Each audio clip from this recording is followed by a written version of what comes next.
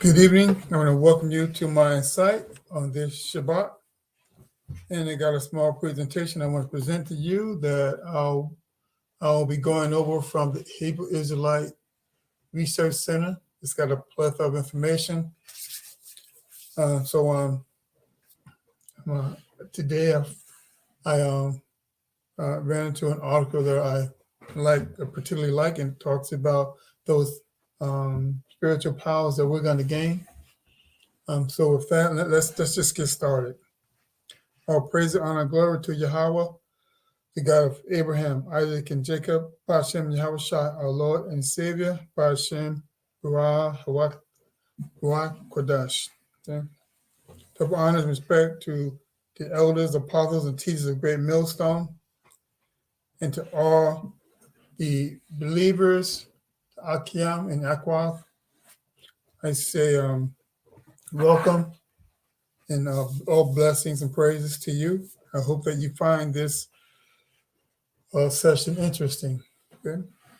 So with that, I'm going to straight to the article. I'm going to go to the Hebrew Israelite article. Let me share my screen first.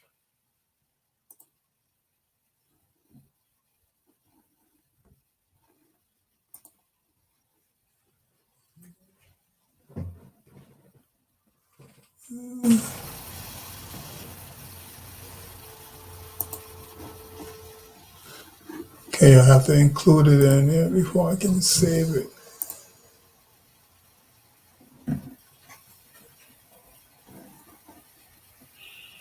Okay, now let me share my screen, see if I can get it now.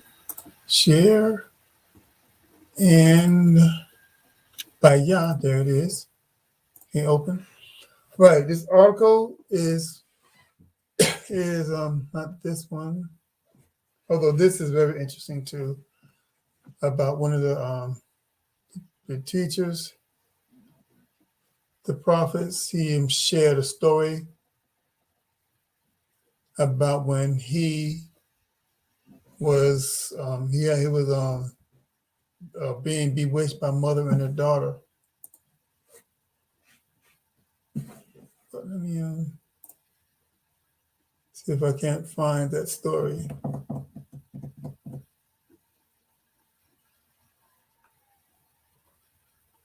Let's see, where is it?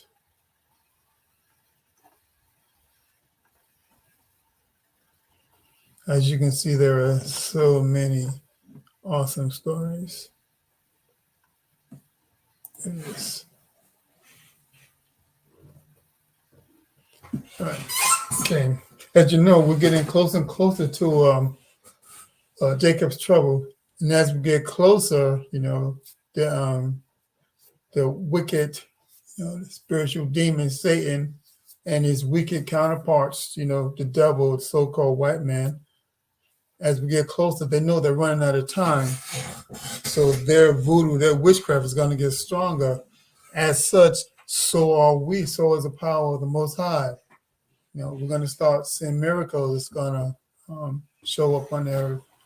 And the Al-Qaris, Israelites, God-like abilities will manifest the more actively and openly the Edomites and other heathens come against us in Zechariah 12 and 8. And as you know, you see Zechariah, is it one of these?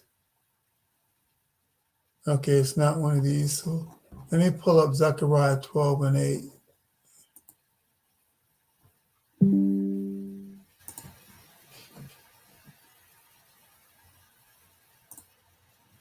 Zechariah 12 and 8. In that day shall the Lord defend the inhabitants of Jerusalem, and he that is feeble among them at that day shall be as David, and the house of David shall be as the Most High, and angels of the Lord before them. So what they're saying is, the house that they shall be as the house of David. There shall be as strong, as David, having the power of spiritual powers for them, to combat the satanic forces, during Jacob's trouble, Michael's going to raise up, as in Revelation. I don't know if it's 19 or 9, but it's in Revelation, so Michael's going to stand up. When this devil starts to rain forth his, the charagma, and when he really think that he's there, Michael's going to stand up and raise a standard.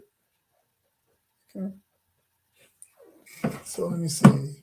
Am I looking for? Okay, with Zechariah 12 and 8. At that time, the Lord will protect those who live in Jerusalem, and even the weakest among them will become as strong as David, because he's going to have that spiritual power. The sons of David will lead them like the angels of the Lord, like the Most High himself, because they'll have that spiritual power. Okay. Let me see.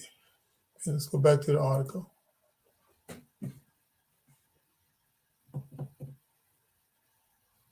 Oh, the one thing about these articles is I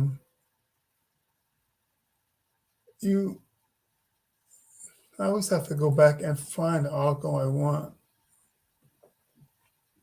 which is it's kind of annoying, but it is what it is. And so happens that it's right here. All right, so let's begin the article. We read Zechariah 8. Israelites going to have godlike powers. I'm just going to read the article to you, and as I feel a comment, and I will, because the article is pretty self-explanatory.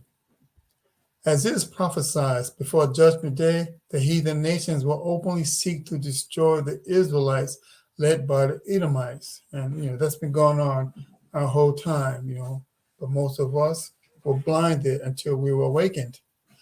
No Israelite will be saved, will be spared. It is important to understand and prepare your spirit for horrific persecutions that will come to pass. Our power, our God, Yahweh, in the name of Yahweh Shai, will protect the repentant, faithful, righteous among us. This wicked, unrepentant Israelites will be cut off. 2/3 will be cut off. 1/3 will be brought through the fire.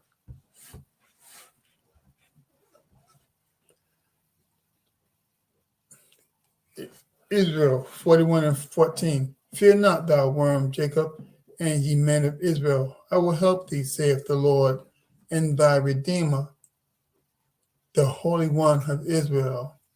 Zechariah 13 and 8. And it shall come to pass that in all the land there shall the Lord, 2 parts therein shall be cut off and die, but the 3rd shall be left therein. And I shouldn't have to tell you who the 2 part that's going to be 2/3 that are going to be cut off and die. They're the ones that are not repenting, the ones still out there praising Jesus Christ in the club, celebrating these wicked holidays, and not announcing or recognizing the true name of the Lord Yahweh Hashem Yahweh Shai, and a lot of other things. And some that are in the truth, and but they have not the document of the Yahweh Shai. They don't have the testimony of truth, the true testimony. They don't have the 100% truth. Okay, that's a great millstone. So if you don't have 100% of the truth, you have 100% of the lie. Yahweh will judge the Israelites first, starting with the tribe of Judah. The heathens and Edom, in particular, get judged last, leading the establishment of our kingdom of heaven forever. Judgment is in the earth. Okay? And you see all the judgments. You see all these the rappers being killed off. Was it 200 in the year 2020 and 2021, 250, and 2022, the number's not out yet. That's just the male rapper. That's just what we know of. And other things. You see a lot of these Israelite sisters, the Jake sisters. just getting shot, killed. They did one Israelite woman, a Judite, her and her friends. They went to Mexico and they killed her. You know, and there's a plethora of things. There's these strange weather patterns. There's about to be some super cold weather hitting the East Coast, all the way down in the South. That's going to cause a lot of death. You know, it's lucky. Okay. 1 Peter 4:17. For the time has come that judgment must begin at the house of the Most High. And if it first begin at us, where shall the end of them that obey not the gospel of the Most High? 18. And if the righteous scarcely be saved, where shall the ungodly and the sinners appear? Things seem fine, not, but eventually the facade will be dropped.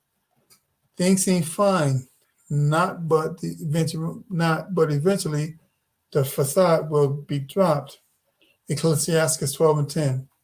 Never trust thine enemy, for as iron rusteth, so is his wickedness.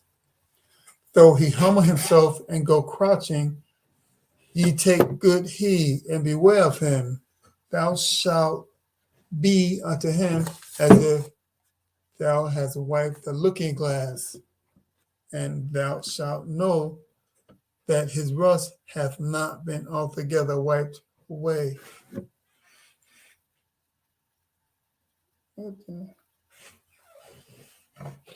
Zechariah 14:2. I will gather all nations against Jerusalem to battle, and the city shall be taken, and the houses rifled, and the women ravished, and half of the city shall go forth into captivity, and the residue of the people shall not be cut off from the city. Isaiah 59:19. So shall they fear the name of the Lord from the west, and his glory from the rising of the sun. When enemies shall come in like a great flood, the Spirit of the Lord shall lift up a standard against him. And Michael is going to stand up. Michael's going to be that standard. The standard being lifted up is the 144,000 men, house of David, along with the elect men of Israel, as it is written. These are fallen angels who fell because of their sin, transgression of the law. So the falling of the gods is when we went off. We were fallen or lower to a lower state. It has nothing to do about evil angels that rebel against God and fell out the sky, and now we got together with the devil and we went against. That's all nonsense. That's Edomite witchery, witchcraft. There's no such thing as that. We fell because of our sin. We transgressed the law, and so we are here now in this forsaken place in Esau's kingdom, and these bodies that we're going to be taken out of once the elect are lifted up into the chariots. 1 John 3:4. Whosoever committeth sin transgresseth also the law, for sin is the transgression of the law. The only ones that was given the law is the Israelites. Amos 3:2. The Lord only knows the family of Israel. He gave his transgressions to them. So he doesn't know any other family. So the other nations can't sin. They are what you consider nothing, spittle to the Lord. So, that's Ecclesiastes 16 summit. But the other nations are being destroyed for being wicked, not because they sinned against the Lord. Okay, Romans 6:23. For the wages of death is sin, but the gift of Yahweh is eternal life through Yahweh Shah, our Lord. Zechariah 12:8. In that day shall the Lord defend the inhabitants of Jerusalem, And he that is feeble among them at that day shall be as David, spiritual power, spiritual strength. And the house of David shall be as God, as the angel of the Lord before them, spiritual power. The first tribe to raise up in stature is the head tribe of the Israelite nation, Judah, the so-called Negroes, who are spread throughout the earth, but the pinnacle resides in the United States and are called African Americans. That's the corporate name that they gave us. We have many names: African Americans, Negroes, Afro Americans, colored. My mother and father's birth certificate is colored. And let's not forget nigger. Also, nigger is in Acts, I think 11 or 6 or something like that. Simon's called nigger, which is, a fact. But these other bywords, African American, they're just bywords. As it is written in Zechariah, Judah was saved and raised first, such that there will be no question who the head amongst our tribes is. Zechariah 12:6, and that day will I make the governors of Judah like a heart of fire among the wood, and like a torch of fire in a sheaf, and they shall devour all the people around them on the right hand and on the left. And Jerusalem shall be inhabited again in her own place, even in Jerusalem. The Lord also shall save the tents of Judah first, that the glory of the house of David and the glory of the inhabitants of Jerusalem do not magnify themselves against Judah. Per the video below, the future fake alien invasion is and will be used as a cover for preparing coming against the Israelites, especially when our spiritual powers increasingly return to us. The heathen nations will seek to destroy the Israelites. Joel 3:9. Proclaim ye this among the Gentiles. Prepare war. Wake up the mighty men. Let all the men of war draw near. Let them come up. Beat your plowshares into swords and your pruning hooks into spears. Let the weak say, I am strong. Assemble yourselves and come all ye heathen and gather yourselves together round about. Heathen, hither cause the mighty ones to come down, O Lord. Let the heathen be awakened and come up to the valley of Jehoshaphat. For there I will sit to judge the heathen around them. Let's listen to this. This is a video, and it's by Dr. Carl Rosen, and it's Esau's attempt to prepare the armies of the world to fight against Yahushua. Okay? And he used lies and witchcraft to get the American people to think that they're building the space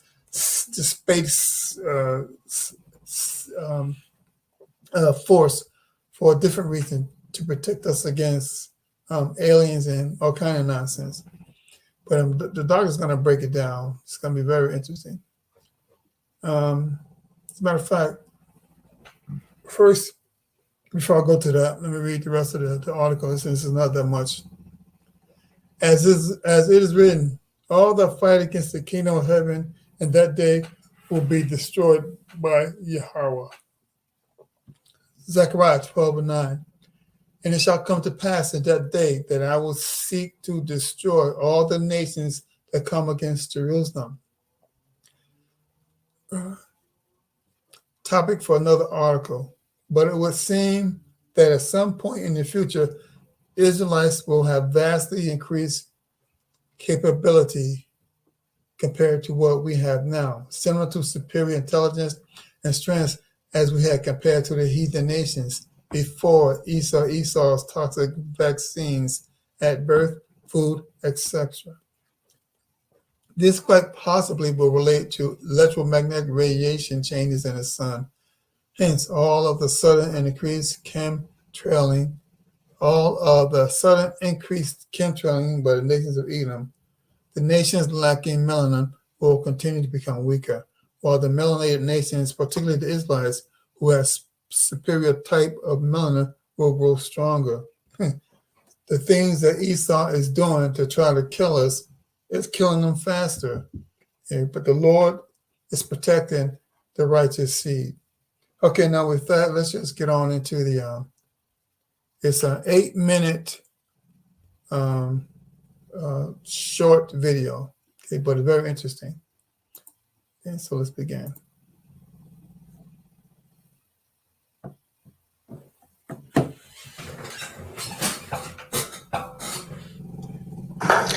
Good morning. My name is Carol Rosen. In 1974, after being a sixth grade school teacher, I was introduced to the late Dr. Wernher von Braun in the U.S., the father of rocketry. In my first meeting with him, during that first 3.5 hours, he said to me, "Carol, you will stop the weaponization of space." And I said, teachers don't stop until June. He said, "No, you have to understand, this is February. And we have to prevent the weaponization of space because there is a lie being told to everyone that the weaponization of space is now first being based upon the evil empire, the Russians. There are many enemies," he said, "against whom we're going to build this space-based weapon system. The first of whom was the Russians, which was existing at that time. Then there would be terrorists. Then there would be third world countries. Now we call them rogue nations or nations of concern. Then there would be asteroids." And then he would repeat to me over and over, "And the last card, the last card, the last card would be the extraterrestrial threat." Well, at the time, I kind of laughed when he said asteroids, and when he said extraterrestrials, I knew I wasn't going to deal with that subject. And now we hear on the news just today, this week, that they've slid in another enemy. Only this time we're going to protect our satellites. In other words, we have to have some reason to spend these trillions, to waste these dollars on a space-based weapon system, and they're all lies. This is a system, he told me, that would never protect anyone. Even back then, he talked about suitcase bombs. He talked about chemical, viral, bacterial, biological warfare, that these space-based weapons would never protect us against. And then he told me that, in fact, if you travel around the world, which I did after he died in 1977, I met with people in over 100 countries who were friends. They didn't want to build space-based weapons. I became a space and missile defense consultant. And I worked with people around the world. I became an advisor to the People's Republic of China. They don't want to build a space-based weapon system. And he told me back then that they didn't. He said, "Go to Russia. They're considered to be the enemy." I got on a plane by myself. When I got to Russia, I had a list of people that I had read out of the newspaper. Chernenko was in office then. He was the only one I didn't get a chance to meet. They introduced me to everyone when I got there.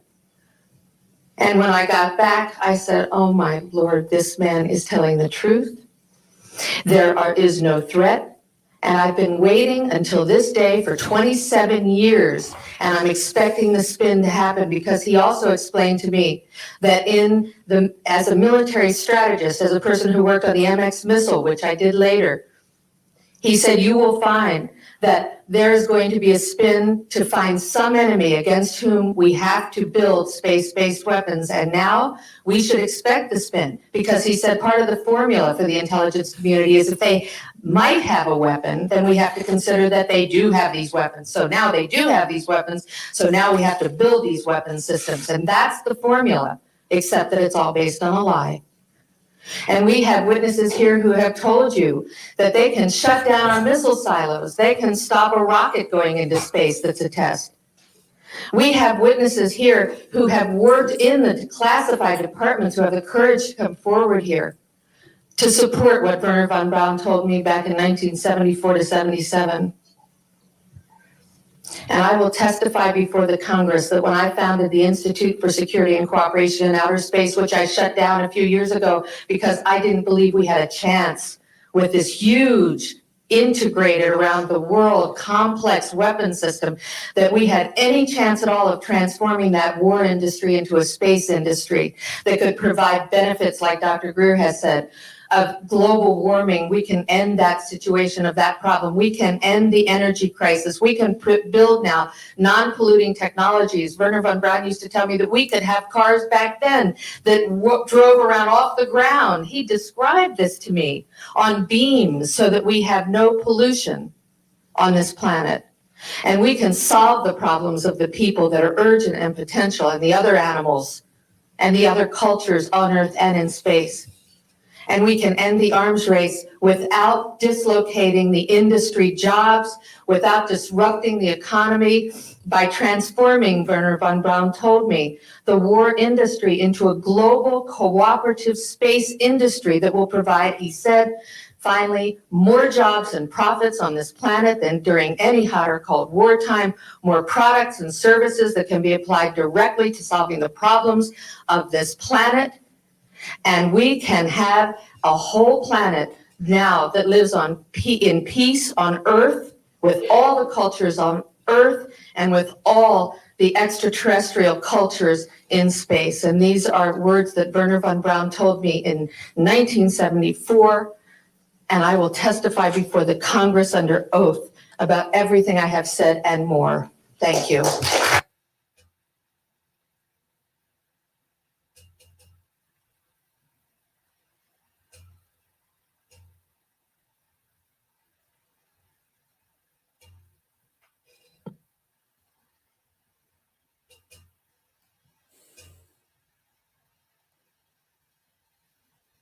Space. Going to be a lot of things happening in space, because space is the world's newest warfighting domain. Amid grave threats to our national security, American superiority in space is absolutely vital. And we're leading, but we're not leading by enough, but very shortly we'll be leading by a lot. The Space Force will help us deter aggression and control the ultimate high ground. With today's signing, I will proudly appoint General J. Raymond, the first Chief of Space Operations, and he will become the very first member of the Space Force, and he will be on the Joint Chiefs. He will be on the Joint Chiefs, which are now expanding by one position. That's a very powerful position. So, General Raymond, congratulations, and thank you for everything you've done.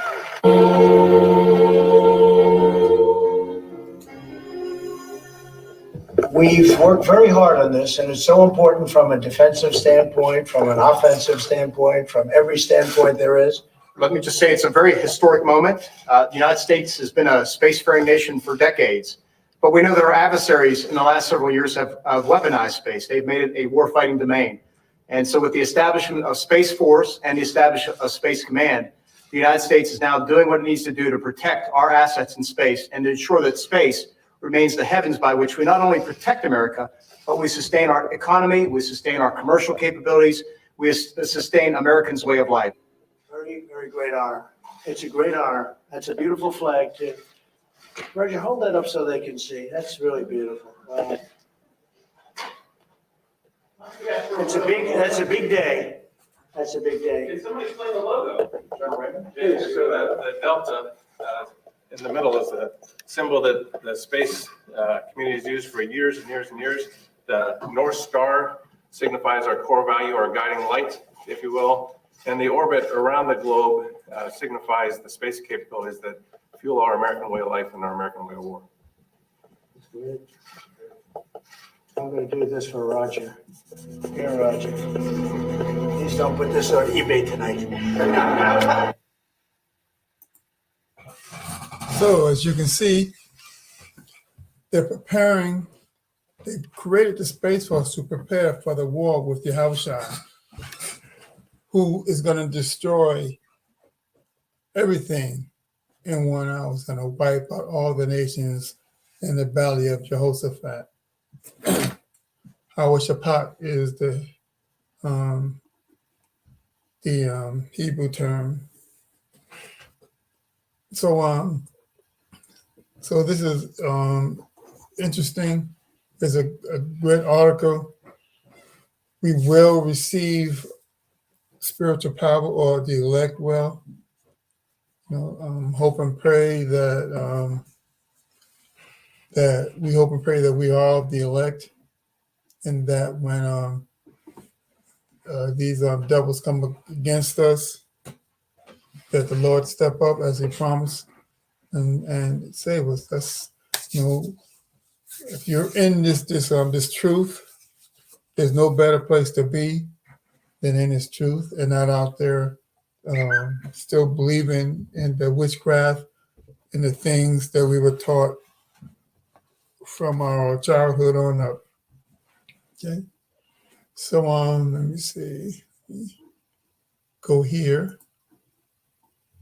All right. So I hope that you were edified by this short presentation. I just wanted to I wanted to make sure that you're edified, and hopefully, Lord willing, that we'll meet again for another lesson. So with that,